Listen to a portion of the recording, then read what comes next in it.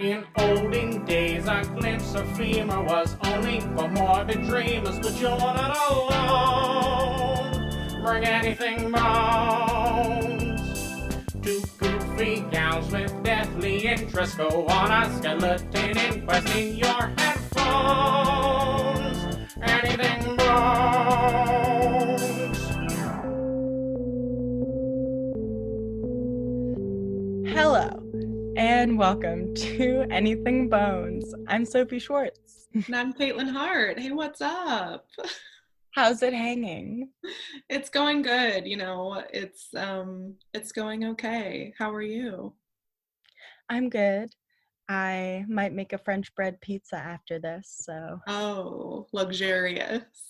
It's Sunday. I think I'm allowed to treat myself to a little bit of the Red Baron. Yes, he's that fickle baron. He's a lover. He's a friend. He's also an enemy. Too many French bread pizzas, and you've really done yourself in. You got to be careful. Yeah. I don't know what I'm going to eat after this, but now I'm craving pizza for some reason. Well, you and probably everyone who listens to this.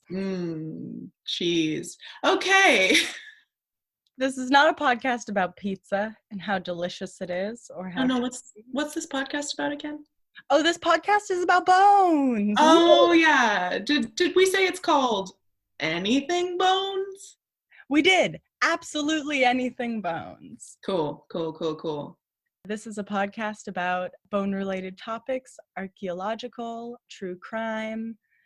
Anything you want to talk about that relates to bones, we're here to talk about with each other and someday with guests. But today we've got a real fun, bony topic for you. Again, a little bit, I would say it's not that long of a walk to bones, but... No, and I think this is a little different too because we've done sort of we've done research on a similar topic, just different kind of facets of it. And it was hard not to tell you a lot of these things because we had to kind of plot and try and be like, okay, if you go too far this direction, stop what you're doing because I'm going to talk about that. If you see this name, stop. Anyway, we're doing cadaver dogs. We're talking about dogs that find bodies. Dogs with jobs. Yes, dogs with 401ks. This dog has a bigger retirement than I do, but yes. But then again, these dogs have way more training and specialization than I do. I have never found a dead body. Oh, what a beautiful segue. Training, you say? I did. Do you want to tell me about how you train a cadaver dog? And do you have a definition of what it is? Or because I have human remains detection dogs, or cadaver dogs, are used worldwide on land and water. Well-trained dogs can find the missing and dead in disasters, accidents, murders, and suicides. That's perfect. That's better than any description I would have come up with. So my research, I did an article on Medium, which was like 5 things you don't know about cadaver dogs. A great article from The Guardian. And I also got some information from the Jack the Ripper tour website, but more on that later. I cannot wait. It seems like sort of official training of cadaver dogs began in the 70s. And most of the dogs are German Shepherds or Labs. And in their training, they have to identify body parts, human body parts, and they have to be able to differentiate them from other animal body parts, because obviously that distinction is important. And they need to be able to do that in various weathers and terrains.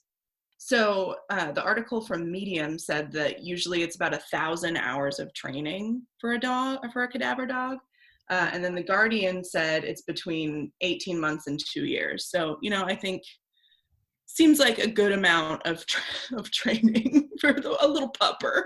Yeah. And, when I was reading through, it seems like definitely very rigorous training, and not all dogs can get through it. Oh no, some don't make the cut. Oh no. So where will they go? To me? Yeah. I feel like I've seen that headline before. Like, you can adopt dogs that are too nice to be police dogs, or like, dogs with jobs, basically. I was like, yeah, I'll take 12. Yeah. So where does a dog go? A dog with no job that needs to go to school. Where do they go? They go to places like the Penn Vet Working Dog Center, which is apparently part of the University of Pennsylvania, founded in 2007. Here's a quote from The Guardian. I'm just going to say it because it really, I think it just spells it all out. Quote, "Canines work 8 hours a day, Monday through Friday." Relatable. That's not in the quote. Yeah. When puppies are about 8 weeks old, they begin to learn the broad range of skills necessary for a successful working dog. Graduation day comes when the puppies are about a year and a half. At which point a major is picked for each dog. And they are sold for anywhere between $6,000 and $10,000. That's a quote from The Guardian. It sounds like from dog centers like this, they train dogs that can go on to kind of various fields, including like detecting drugs, like search and rescue, dogs that can smell bombs. And there's also diabetes detection is another facet of dogs with jobs, which I didn't really do a deep dive on, but could. That's really interesting. Yeah, that's fascinating. I've heard about research being done about dogs being able to sniff out different diseases in the human body, and I think it's fascinating. Oh yeah. So The Guardian describes the training center as a dog-sized Olympic or obstacle course. Olympics. Dog Olympics. Dog Olympics. I would watch that too. Something, of course. Well, dog. I've got that on my mind. Olympics, but it's dogs. Okay. It's a dog-sized obstacle course. Thank you very much. And that's because they want to get these dogs used to all different kinds of like terrains and like, kind of different surfaces. Apparently they also have sirens going off frequently, and that's because the dogs need to be like desensitized to all the noise, because they're going to be around probably, likely police cars and, maybe ambulances. So they need to get used to loud noises. Yeah, I mean, as a human, I would be pretty freaked out if I was on a crime scene and you've got cops everywhere and you've got the sirens blaring. These dogs would keep it a better cool than me. Yeah, certainly. They gotta keep their cool because they're working. They're on the clock. They're professionals. And so in the training center, it seems like what a lot of the training entails is them like hiding body parts in the obstacle course, and the dog just has to try and find it. Yeah. I mean, I think it's a lot more, I think it's probably a little more complicated than that, but what it boils down to is they just have to put femurs in the wall or in a Tupperware, or like, I think there was one part of the article I read in The Guardian where it was like, oh yeah, and there's a placenta behind that wall. like, I don't know where they get these parts. That's also one of the questions that came up for me. It's like, where do these are these body parts donated to science and then given to the University of Pennsylvania and then just like given to all these various departments? I absolutely don't know where they get their stuff from. I would assume that it's by donation, or else I feel like there would be an outcry about that. I would hope so. Yeah, but I know that in the case of something that we'll talk about a little bit later, in like historical like remains finding, ancient remains finding, they sometimes will get things from museums that are willing to allow dogs to sniff artifacts and old bones.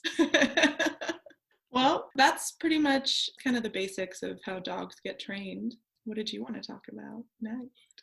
Well, I actually want to piggyback on your training talk a little bit, because this was definitely a very fascinating topic of like, how do you train a dog to recognize the human scent, the dead human scent, which is very specific, amidst like the sense of the world and the sense of like other decomposing things. Because when you're out in like a forest with with your dog, there's going to be stuff like decomposing logs and leaves and, like you were saying, dead animals that aren't human. So like, how do you train a dog to know that specific smell? And one of the things I thought was really interesting is that they actually use, this partly answers your question about where do they get the stuff to like for them to sniff, is that they partly use synthetic cadaver smells that are made. I got this information off of a great article called What Cadaver Dogs Really Sniff in the Hunt for Death. And this is by Lucy Huang. So these synthetic scents are made by a chemical company called Sigma Aldrich, and they make a variety of different like synthetic corpse smells. But here are the names for a couple of them, and they're all related to kind of different stages of decomposition. Oh God. Yeah, but these are what some of the scents are called: recently deceased, decomposed, and drowned victim. Jesus. Ode to drowned victim. Oh my God. Yeah, I mean, I don't know. I don't know what they're supposed to call them if that's what the scent is. Yeah, I mean, honestly, is it more respectful to just have like random numbers? I mean, this is scent number 45. No, it's not. You need to know what the scent is. It's just so uncomfortable. I mean, I feel like if you really put a lot of thought to it, you could probably figure out a better, more respectful way to name these scents. But they're really off of the researchers at Oak Ridge National Laboratory and the University of Tennessee teamed up with the FBI to build this decompositional odor analysis database. So they did this experiment where they buried a bunch of different bodies at different depths and in different environments and kind of figured out a way to capture the smells and break them down into their kind of chemical components to create these very specific smells of these specific death situations, which is why it would be great to put a number on it, but it's also this is what they're going to be smelling. Fascinating. So many of these scents are likely only identifiable by trained dogs, but some of them would actually stick out to our nose. When people walk by their neighbor's house and they're like, uh-oh, this is nasty. A bad time. Yeah. My neighbor smells bad. My neighbor smells bad. My neighbor smells worryingly bad. I cannot relate to that problem. I don't think I've ever lived by somebody where I'm like, that's bad. I'm more talking about how you hear those stories of people who are I hadn't seen my neighbor for a while. Oh, shit. Okay, yeah. Yeah, sure. I didn't make that clear enough. So these kind of compounds, there's 4 kind of main ones that we would maybe be able to identify, but more really the dogs are sharply identifying these. Mm-hmm. So we have cadaverine, putrescine, scatol, and indole. And so I have a little quote from this article by Lucy, and I'll read it to you because I feel like it really evokes these compounds. Quote, cadaverine, the smell of which is officially classified as unpleasant, is responsible for the foul smell of rotting flesh and is also found in urine and semen. Putrescine, which smells fairly similar to cadaverine, is also what makes bad breath smell. Scatol, which is also found in coal tar, and indole are major components of feces. And then there's a little tag at the end that says that these compounds are also sometimes used in making flowery perfumes. Oh my God. What a shift in tone at the end. Right? I've just told you about these horrible smells. These smells of death and of poop. And you've probably sprayed some on you. I hope you listeners out there never wear perfume again, because I'm never going to. I highly doubt it's as common anymore, but ugh. Just connecting to that, I then kind of wondered, how long does this smell stick around? What is the time period where you can be found by one of these dogs? Right. And I remember reading at some point that the dog needs to be, well-trained cadaver dogs can smell if a body has been there and been moved. Yeah, that's the cool thing about it is that Like, like the yeah, scent like lingers in places right, of the dog. yeah, Oh, there was a body here. but There's no more. Yeah, yeah. But so I started looking into some more ancient finds because I kind of got started on this topic because there's a great episode of this podcast called The Dirt Pod, which is on the Archaeology Podcast Network. That is an interview with Lynn Engelbert, who's a handler at the Institute for Canine Forensics. This is a wonderful episode of this podcast. I recommend the podcast, The Dirt Pod, in general, because it's a great archaeology podcast, and the ladies, Anna and Amber, are very fun to listen to.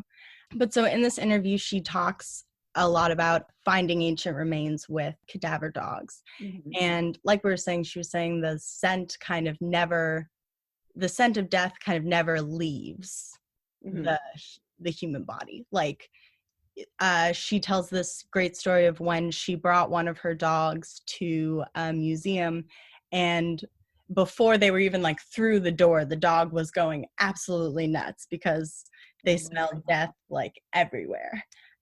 This is what this dog lives for. Yeah. Like this dog is in their element. Like, whoa, mom, why'd you bring me here? Yeah, I everything like is it, but I'm everything. scared. Yeah, well, I think that dog must have been kind of freaking out because, like, they probably have not been in a place where it's like everything is the thing Whoa. that you're trained to find. Yeah. So I got really interested in these more ancient finds by cadaver dogs. And there's a very interesting one that is a site in Croatia where they are looking at these Roman era necropolises, or these like tombs where they had been kind of pillaged before more respectful archaeology could come in and, do a non-invasive kind of archaeology. They were having a lot of trouble finding these grave sites or these tombs, so they ended up bringing in cadaver dogs. And the article that I found about this is called "When Cadaver Dogs Pick Up a Scent, Archaeologists Find Where to Dig." It's by Kat Warren. And so this necropolis that they were checking out dates back to 700 BC. So they're looking That's at, old. yeah, these are old bones.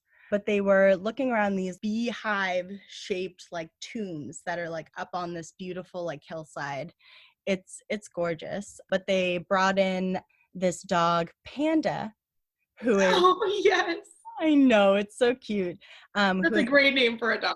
That's funny. It is. I'll send you a picture of Panda later. And Sure. Do you know what kind of dog Panda is, just to get some to set the scene? I'm about to tell you. Excuse me. I should have known your narrative skills were stronger than that. I'm sorry. No need to apologize. We're rough. We're new at this. We're rough. We're raw. We're rough. We're off the cuff. We're Randy. Okay. The dog. Panda. A Belgian Malinois. Don't know it. Malinois. And her handler is named Andrea Pintar. And they began exploring kind of the leftovers of the tomb. And the dog suddenly kind of like, started indicating that they had made a find, which was amazing for the archaeologists, because in order to have kind of like, to get the funding and to get the like manpower to continue a dig, you need proof that where you're digging is correct. And like, oh, we have hard physical evidence that this is the right place where we're at. Sure. I think that's where cadaver dogs really come in handy, is telling, the title of the article said, where to dig. And so that was one that I found particularly interesting because the bones were so old. But there was also a story about a cadaver dog in Mississippi where they were looking for actually a homicide victim. And they were searching near an indigenous burial mound. And instead of kind of going towards where they thought the, homicide victim was, the dog indicated more towards the burial mound. Yeah. So they were like, well, maybe we should, check that out. Yeah, something's there. Something's there. So I thought that was extremely interesting because I think that they said the last burial to take place at that site dated back to 1450 AD. So like also a long time ago. Yeah, like pre-colonial burial. So I think, these dogs are very important because they help, current law enforcement to find victims of homicides or missing persons, but they can also help us uncover so much of the past. Right, definitely. Well, one other thing, if we can just jump back in time a little bit, I'm going to tell you about maybe the first cadaver dog that was used, ? Oh, please? I don't know who knows if this is the case. I'm guessing that dogs have been finding weird shit for forever. As long as there have been dogs, I'm sure they've been finding stuff.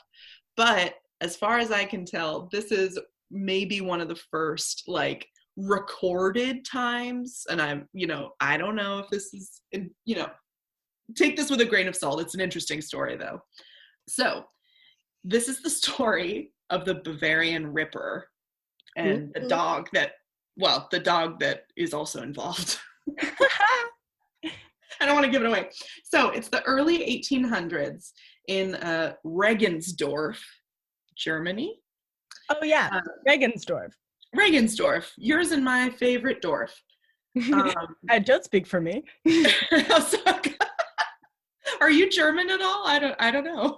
Sports? Yes. Okay, yeah, me too. Okay. So the Bavarian Ripper, his name is Andreas Bichel or Bickel, I don't know, Bichel. And he lived in Germany with his wife, had a good reputation, but kept to himself mostly. And there were rumors that he told fortunes on the side. Ooh. So in 1808, Katharina Liddell went missing after allegedly visiting Andreas's home. And he admitted that she was there, but then said that she left with another man. But then everybody was like, wait, no, hold up, this happened, something very similar happened 2 years ago. I wrote, then everyone remembered that 2 years ago, a girl named Barbara Reisinger had disappeared in an eerily similar manner. And some material that Barbara's friends recognized as hers had been linked to Andreas.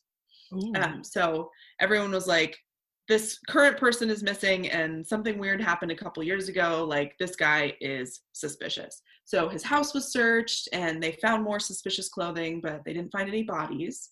One day, so things are kind of stalled because they think he's good for it, but there's no evidence.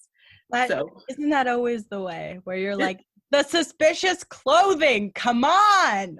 I'm sure it was very tense. I'm sure the cops were like, this guy did it. I'm sure he was giving off creepy vibes. He was probably sweating. He was nervous.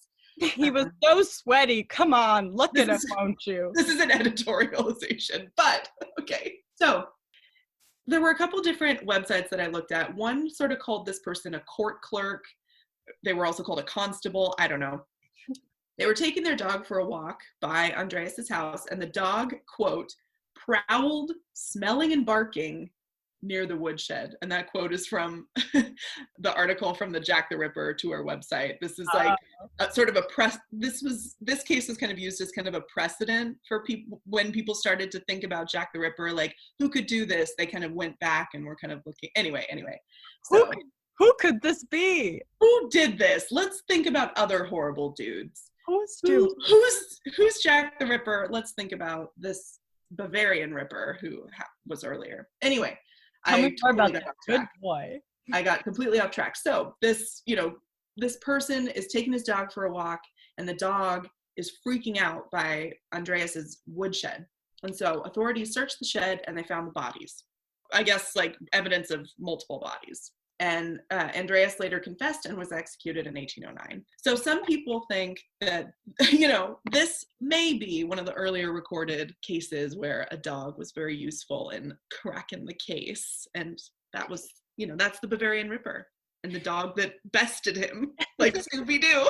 I love that. I do love dogs solving crime, because I was reading about a bunch of different kind of cadaver dog finds, and it's a little disappointing a lot of the time because, like we were saying, it can be hard for like a dog to pinpoint the scent among other things, but also like can have incredible accuracy, because in that earlier article that I was talking about, where I was talking about the smell compounds, they opened it up with talking about this case where a cadaver dog found a body that was, I think, about 12 and a half feet underground. Oh, where, yeah. Where it's like this smell is so pungent to them and they're trained to just get at it. Yeah. So there, from the article that I read on medium.com, that article said that cadaver dogs have been found to be like 95% accurate at their craft, and they can smell remains up to 15 feet underground or 30 meters underwater. Don't know why we switched from feet to meters in the same quote, but so they can, suffice to say, they can smell things that are pretty far underground. Even if you're underwater, they might be able to smell you. Yeah, that's the thing that really gets me, is that they can detect on water. Like, yeah, that doesn't make any sense. Well, dogs are amazing. Dogs are amazing, and their sense of smell it's estimated to be between 100 and 1,000 times better than a human's sense of smell. So these dogs are using their skills to find bodies and give closure to people's families if they're missing and they're lost, and they get, they can bring closure to these families that are waiting to hear where their loved ones ended up. Yeah, definitely. We are in support of dogs with jobs. We're also in support of dogs without jobs. I think all dogs get our full support. I'm sorry to speak for you on that. Again, you speak wrong. I want these dogs to get out there. I want them to work.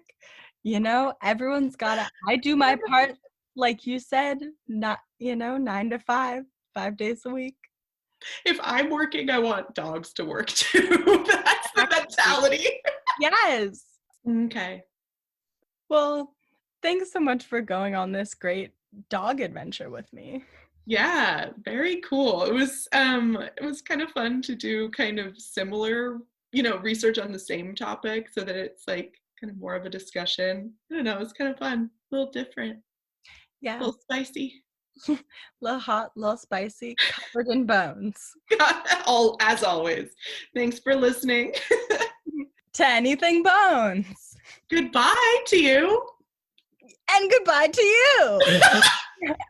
Thanks for listening to Anything Bones. Follow us on Instagram or Facebook at Anything Bones Podcast, or email us at anythingbonespodcast@gmail.com. Thank you to Nick Kruger for our spooky music and Stephen Vetteroff at Chubby Scrubby on Twitter for our jazzy vocals, and thank you to Camilla Franklin at Camilla Strader on Instagram for our beautiful bony artwork. Please rate, review, and subscribe.